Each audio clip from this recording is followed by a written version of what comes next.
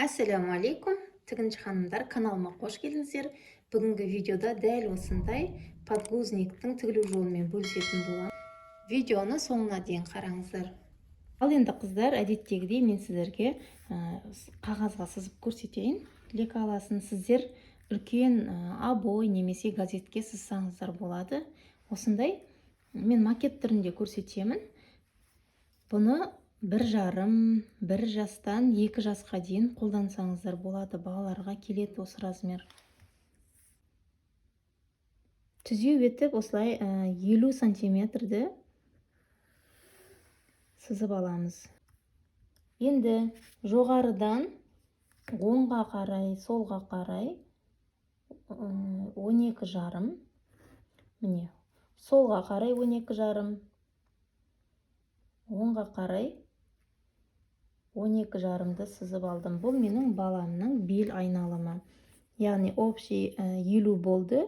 Соны 2-ге бөлгенде 25. 25-ті мен мына жағына 12,5, мына жағына 12,5 етіп осылай сызып алдым. Подгузнигіміздің артқы бойын сызып жатырмын. Енді осы нүктеден 8 сантиметр оңға қарай қосамын. 8 сантиметрді солға қарайда осылай сызып аламын. Төменге қарай 9,5. Осы нүктеден 12,5-ді қарай, солға қарай и оңға қарай осылай сызып аламыз. Енді осы 2 нүктені просто қосамыз.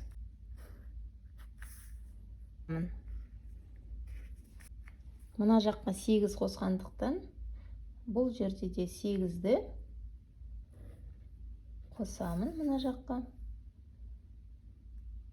Мына жаққа да 8-ді қосамын. Осы аралықтарды да түзеу етіп қосып аламыз. Міне. Осы астыңғы бөліктен оңға қарай және солға қарай жаңағыдай 12,5-ді сызып аламыз. Міне. Жоғарыға қарай, осы жаққа қарай 8 сантиметрді сызамыз.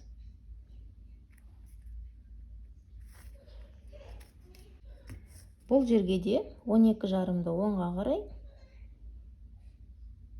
12,5-ді солға қарай осылай сызып аламыз. Осы аралықтарды просто түзеу етіп қосып аламыз. Осы нүктеден оңға қарай 8, солға қарай 8-ді белгілейміз. Мына жақта да оңға қарай, солға қарай 8-ді белгілейміз. Осы белгілеген нүктелерді түзеу етіп қосып аламыз.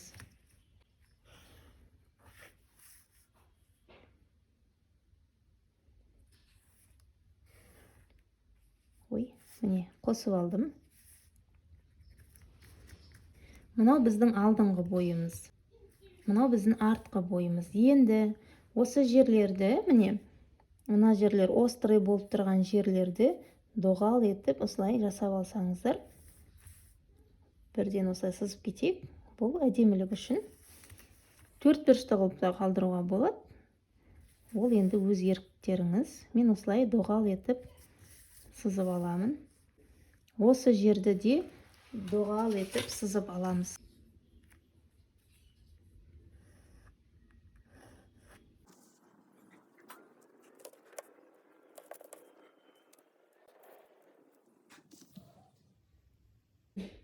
Міне, лекаламыз дайын.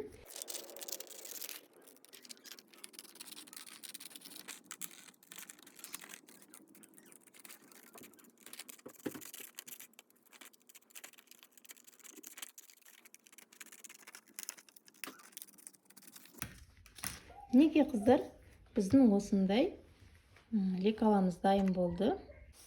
Қыздар енді ішіне салатын ылғалды жақсы соратын біз қосымша бөлігін сызатын боламыз. Ол бізде мына жақта 50 болса, содан бір 10 сантиметрге қысқалау болады, кішілеу. Менің жағдайымда бұл 40 болады. Мінекей.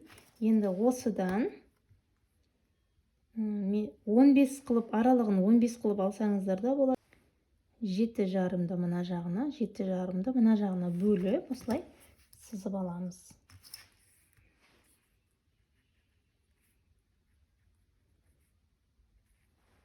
Осы екеуін қосамыз түзу сызықпен.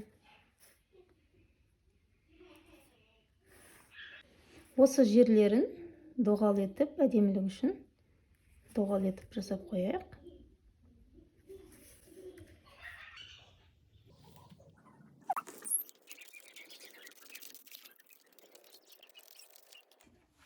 Бізге керек маталар осындай трикотаж және флис матасы, суды жақсы соратын, және осындай плащевка матасы, суды өткізбейтін, осындай 3 түрлі мата қажет болады. Және осындай липучка қажет болады.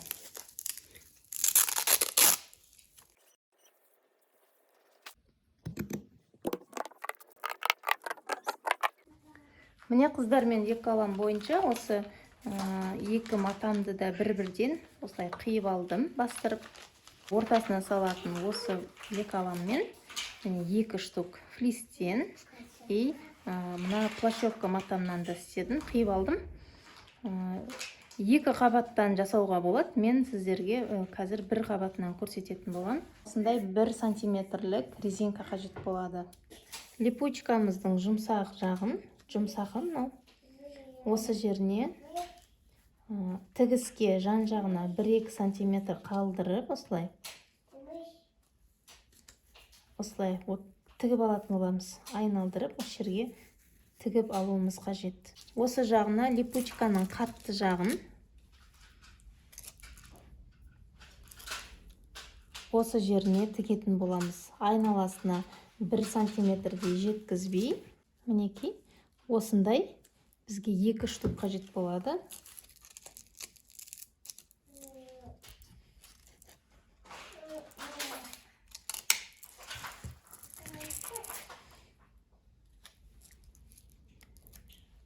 Мінекей, осылай екі жағына тігіп аламыз.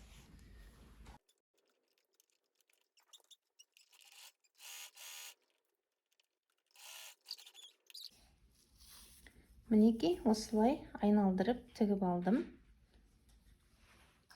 Енді осы жағына осылай орналастырып аламыз да, айналдырып тігіп шығатын боламыз. Мінекей қыздар, мен бір жағын осылай тігіп жалдым. Тігіп алғаннан кейін оң бетін бір-біріне беттестіріп, мінекей мынаны, мына жағын бір-біріне қойып,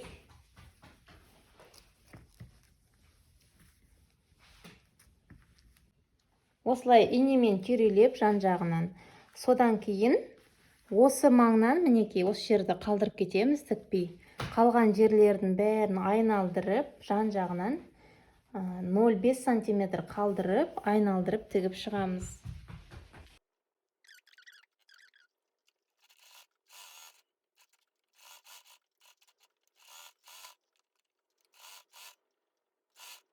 Қыздар, мен айналдырып тігіп алдым. Мынау теріс беті. Мына жерінен мінекей қалдырып кеттім. Оң бетіне осы жерінен айналдырып алатын болам. Сосын мына шеттерінен кішкене артық маталардың бәрін қиып, мен осындай жіңішкертіп алдым. Енді осы жерінен мынандай нелеп алып тастаймыз. Енді осы жерінен оң қаратып айналдырып аламын. Айналдырып алдым. Енді осыдан кейін бір жақсылап үтікпен бастырып алсаңыздар болады. Мынау бізде артқы бой. Мынау алдыңғы жағы. Мына ішкі жағына қарай резинкамен тігіп шығамыз. Және мына жағына да белін ұстап тұру үшін осы жерге резинка саламыз. Мінекей, мен белгілеп кеттім. Осы жерде менің резинкам осы аралықта тұруы қажет. Осы жерден ішіне қарай кигізіп аламын. Резинкамның бір шетін осы белгілеген тұсқа қойып, инемен түйреп қоям. Екінші шетін осы екінші белгілеген жеріме қоямын да, ол жерді де инемен түйрелеп алам. Міне қыздар, мен екі шетін осылай тігіп алдым. Енді осы резинкамды тартып отырып, бұлай үстінен түзеу тігіспен тігіп шығатын болам.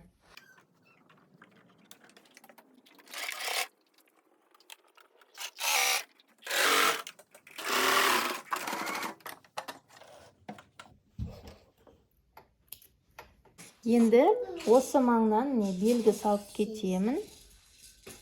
Бірде қылып. Былай, осы жерден бастап түзеу тігіп аламын. Осы жерге қазір булавка мен резинка өткізетін болам. Екі жағында 1 сантиметр қалдырып, шетінен түзеу етіп тігіп алатын боламыз. Мінекей қыздар, осылай тігіп алдым. Осы аралыққа резинкамды өткіземін қазір. Енді мына жағын тігіп алу қажетпіз. Осылай булавкамен өткіземіз. Жаңағы тіккен аралыққа. Осы жерден қолымызбен кіргізіп аламыз.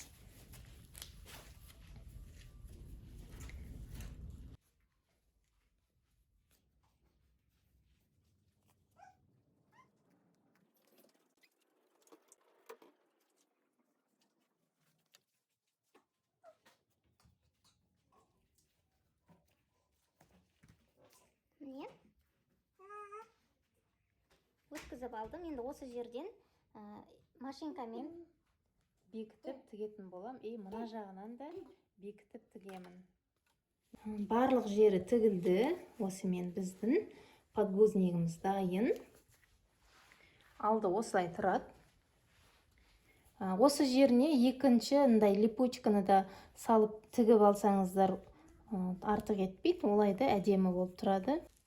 Өзіңіздің қалаған жерге осылай өзгерте аласыз. Қалаға өте ыңғайлы. Енді ішіне салатын, бізге су соратын осы бөлігімізді тігетін боламыз. Айналасын оверлоктап аламыз. Егер оверлогыңыз болмаса, онда зигзаг тігіспен тіксеңіздер де болады.